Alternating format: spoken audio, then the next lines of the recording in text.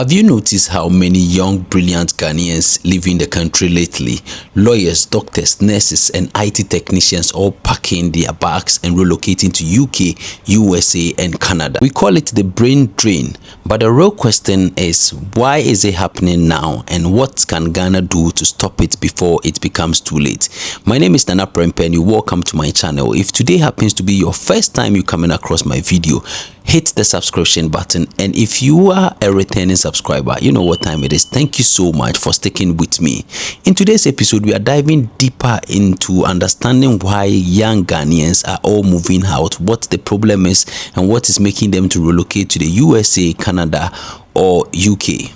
What I'm going to talk about in today's episode is not really from government report, but what is really happening in everyday struggle of Ghanaians, and explore how we can rebuild our finest talent and give them hope to live in Ghana. Let's be real here. Ghana's economy is making survival very difficult for young people who are supposed to be driving the future. For instance, a nurse in Ghana might be earning around 2,000 Ghana cedis. This same nurse will be earning over 2,000 pounds in the UK. That is times 20 of the same money in Ghana. You know, IT technicians that were trained locally in Ghana are being poached by companies or firms outside Ghana that pays them into USD. So let me ask you, if it was you, are you going to say no to it? I don't think so. Now, teachers, doctors, and engineers are leaving not because they hate Ghana, but there is no future in Ghana. This is what we call the brain drain. And the sad part is that these are the people we've invested in, trained by universities in Ghana. And of course, the government is not benefiting anyway from, this is where the biggest problem is. It's not just about young people or talented people living Ghana, or it's not about we living. But when we leave, Ghana loses skills and expertise, innovation and productivity, and the hope of building a stronger local economy. Before I even look at the root causes of why young people, young brilliant people are all moving out of Ghana, let me give you a simple case study that happens to do with me, my own story I'm telling you. Right after the university, that was 2019, I did national service into 2020. And of course, when I was done, I tried every possible means to get something to do in Ghana, because I am the type that I really love to be in Ghana. I am not the, I don't find it, though living outside is nice, but it's not my thing. I want to, anybody that knows me personally knows that I really want to, live in my country. Where didn't I go? MPs, ministers. And I remember I went to this deputy minister. She happens to be a female, and she's from my constituency. So I felt, okay, let me go and see her. And I went to this woman. The woman even didn't come out to even come and see me. She asked them to take my number, gave it to her. She called me and told me that Abrantie, CVs are memajije gumi table so kra menhwe omo wie na mabehwe. Now, here's the deal. If you continue to treat your people like this, your locals like this, your citizens like this, do you think they are going to even have, the hearts to even support nation building? No, I don't think so. So this is my part of the story. Now, if we are going to look at many young Ghanaians that have had the experience like this, do you think when they get the chance to leave the country, they are going to think twice? No way. No way. Ghana is part of the countries or the African countries that have bad working conditions and pay their people, low salaries and low wages. Imagine working in a hospital without basic equipment, or teaching without enough materials, passing face away when you can't even afford rent or food, or working full time. The saddest part of this whole thing is that there are so many people working in the government, even in the government sector, but still can't even pay their rent or even can't catch up. So people like this, do you think they are going to think twice when they have the opportunity to move out? No way, because let's not forget that a nurse in Ghana that earns around 2,000 or 2,500 might be earning 2,000 pounds or more in the UK. The second reason is that lack of opportunities for growth. So if you are the type that really care about your personal growth or your career growth, I don't think you are going to fancy working in Ghana. Promotions are slow, and sometimes based on who you know. Charlie, this be the saddest part of it. I remember when I was doing my national service in one of the ministries in Koforidua, there's this guy that, within a year, they kept transferring the guy over and over and over. And when he was questioned why he kept moving around, he said, there is one big man here who is doing this to me. So imagine an unfair system. This is what we are talking about. Young people who, with new ideas, feel ignored or unappreciated. And when it happens like this, nobody is going to stay in the country. The third one is economic instability and high cost of living, rising rent prices. Charlie, the rent thing, guys, I spoke about the rent, the rent crisis in Ghana in my previous videos. Make sure you go and check it out. Many see no future in working hard, yet living paycheck to paycheck. That be the saddest part. So more people are in Ghana, they are working very hard, but they have no money down. Should anything happen, emergency in their family, it's going to be big problem. And above all, corruption and poor leadership. The youth see leaders enriching themselves while young talented students or graduates find it very difficult in even landing jobs. It kills motivation and makes leaving Ghana the only smart move. This is where it gets very sensitive. Now, if Ghana doesn't act smart and fast, these are the implications. Our healthcare system will collapse without enough doctors and nurses, which already is going on. Innovations and entrepreneurship will decline because creative minds are leaving. And in the long run, we depend even more on foreign experts to do jobs. Ghanaians could have done it better. Charlie, you go leave your country, go different country, and the way a white man will appreciate you. When you were in Ghana, nobody did.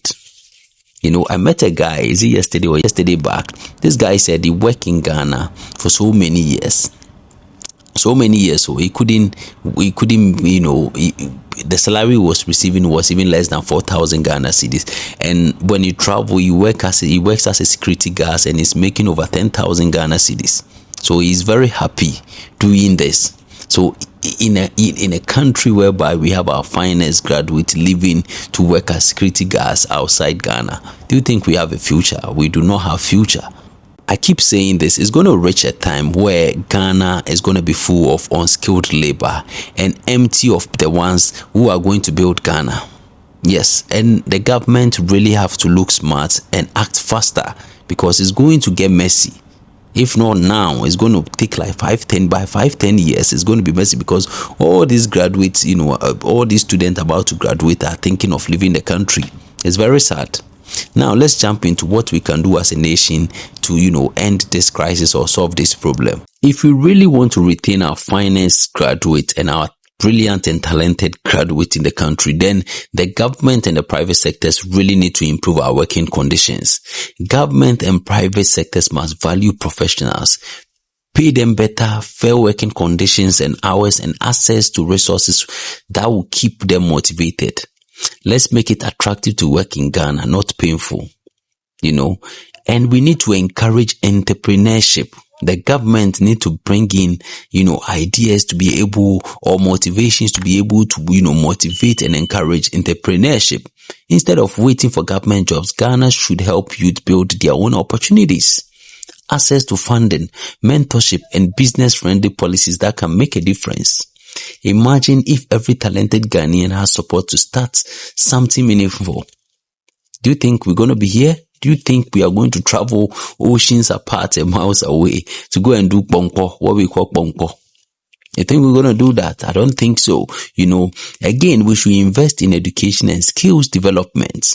We must link education and real industry needs.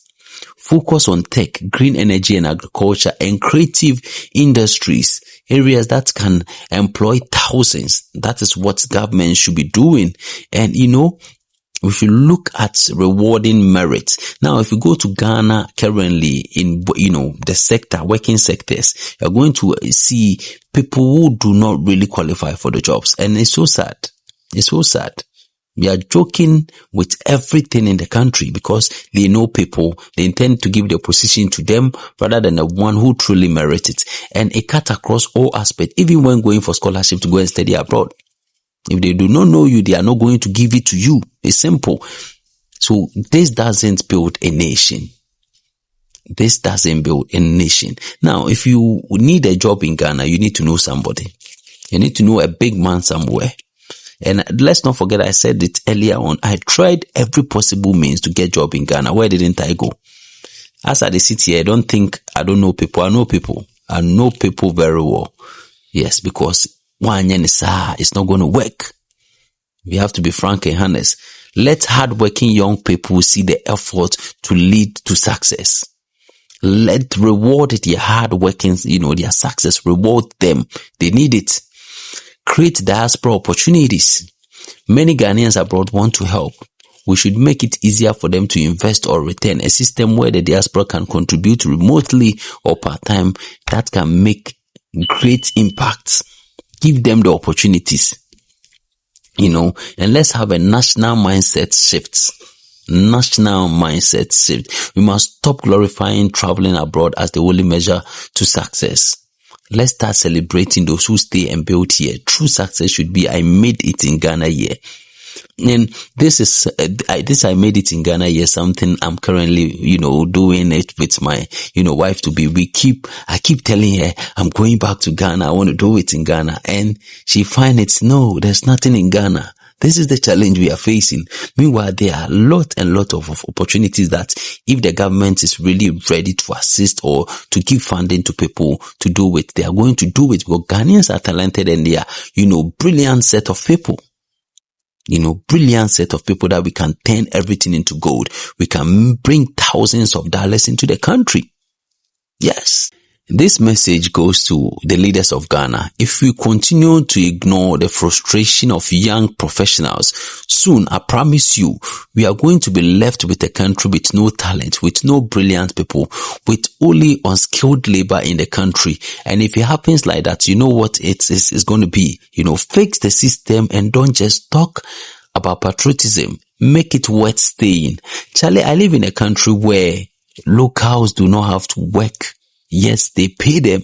They didn't just wake up one day to reach where they are now.